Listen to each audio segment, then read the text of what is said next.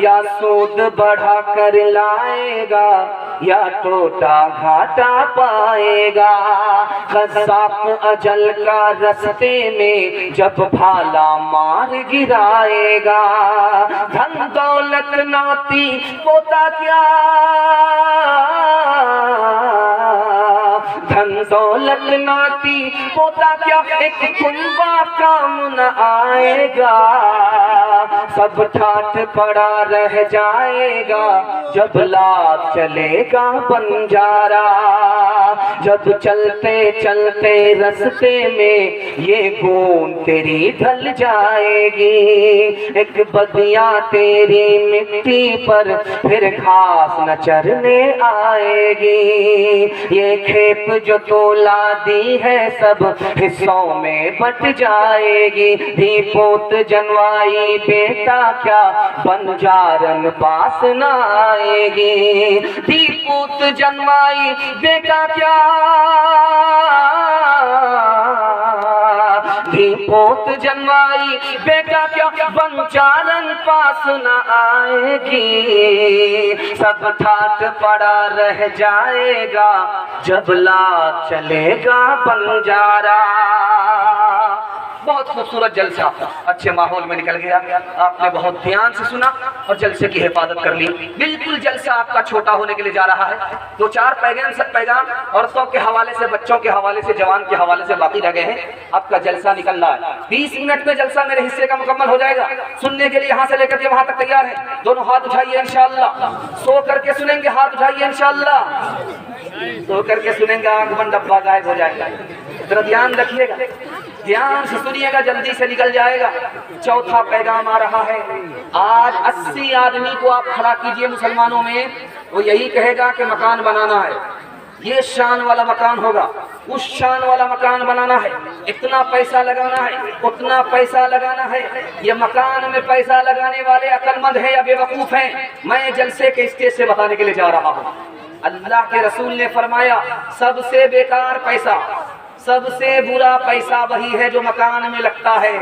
जो पैसा चला गया वो पानी में डूब गया, वो ऊपर नहीं होगा। अक्लमंद वो है कि तिजारत में पैसा लगाए, वो पैसा पैसे को खींचेगा। ये बेवकूफ है, कमर तोड़ करके मकान बनाने में पैसा लगा रहा है, जरूरत से ज्यादा पैसा लगा रहा है। ये बेवकूफ है, अक्लमंद नहीं है।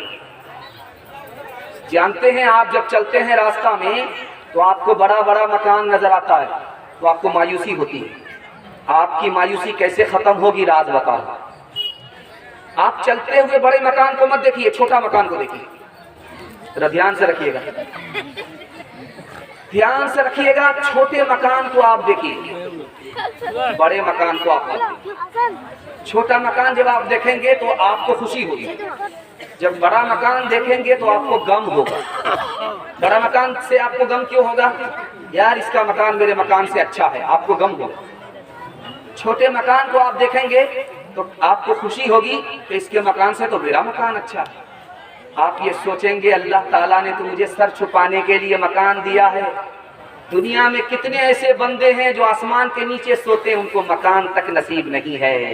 मेरे परवरदिगार, तेरी मेहरबानी है कि सर छुपाने के लिए तूने छोटा मकान तो दिया है। इस ख्याल से आपका टूटा फूटा मकान जन्नत मालूम हो। याद रखिए, मकान जितना भी बड़ा बना लीजिए उसके अंदर दो ऐब है। कितना ही बड़ा मकान बना लीजिए, जितना ही पैसा खर्च कर दीजिए, उसमें दो ऐब है।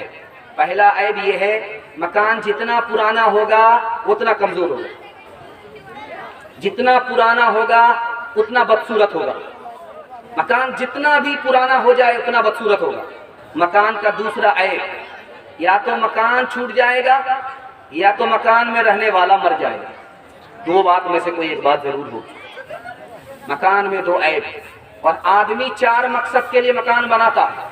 पहला मकसद ये है सर छुपाने के लिए जगह मिल जाए, ये सही है।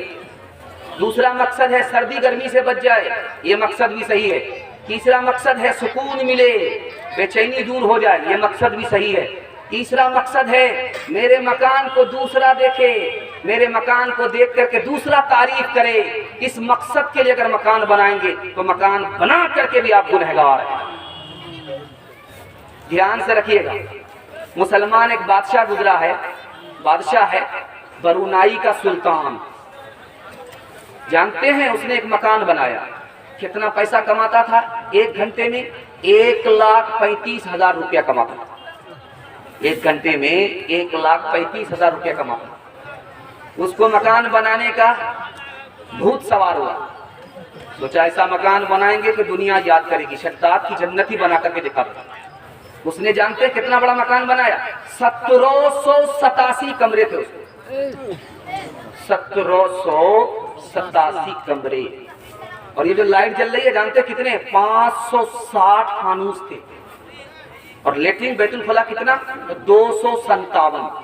सीढ़ियां चढ़ने के लिए 44 सीढ़ियां।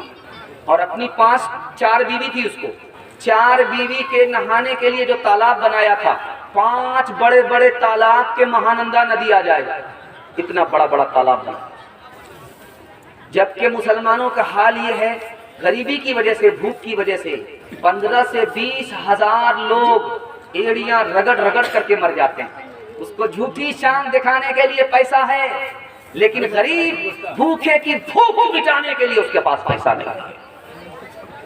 ध्यान से सुनिएगा, बहुत खूबसूरत मुताला जल्दी से निकल जाएगा, बहुत ध्यान सुनिएगा। बादशाह का महल है, बगल में बुढ़िया की झोपड़ी है, झोपड़ी बगल में है। बादशाह का शानदार महल है, वहां से धुआं उठता है, इस महल में आता है, इसको काला कर देता है। बादशाह ने पूछा कि ये कैसा महल है? वजीर ने कहा हुजूर इसमें एक ऐब है, ये बुढ़िया की झोपड़ी हटा दो, इसी की वजह से, धुएं की वजह से ये मकान काला हो जाता है, बुढ़िया की झोपड़ी हटा दो। बादशाह उस बुढ़िया के पास आया, ए बुढ़िया तू क्यों खाना बनाती है? कहा कि मैं अपने घर में चूल्हा फूकती हूँ, लकड़ी से खाना बनाती हूँ, खाने की वजह से वो धुआं निकलता है, तुम्हारे मकान को काला करता है।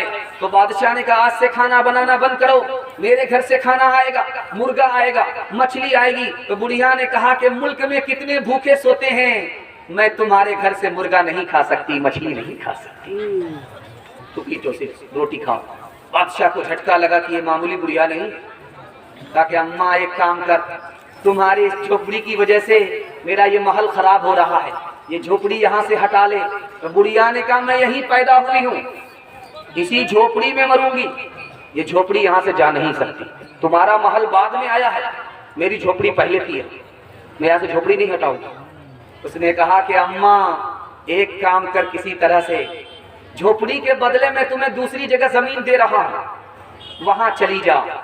उसने कहा बुढ़िया ने, मेरी छोटी सी झोपड़ी है, मैं उसमें रहती हूँ, तुम्हारे महल पर मेरी बुरी नजर नहीं है, मेरी छोटी झोपड़ी पर इतने बड़े महल में रहते हुए तुम बुरी नजर से डाल रहे हो। इंसाफ करो, ये इंसाफ है कि जुल्म है? अगर ये महल के बराबर में झोपड़ी रहेगी तुमको लोग इज्जत देंगे। इंसाफ करता था, जुल्म नहीं करता था। अगर तुमने झोपड़ी को इस महल से हटा दिया तो लोग कहेंगे जालिम था, बुढ़िया पर भी इसने जुल्म कर दिया। सब बादशाह की आंख से पकड़ी। ये बागडोगरा है, इससे पहले यहाँ पर दालकोला है, दालकोला के बाद डंगरा पुल है, डंगरा पुल के बाद चेक पोस्ट है। यहाँ पर एक आदमी आकर के पूछता है कि बागडोगरा किधर है, तो बताने वाले ने सीधा कब्रिस्तान बता दिया।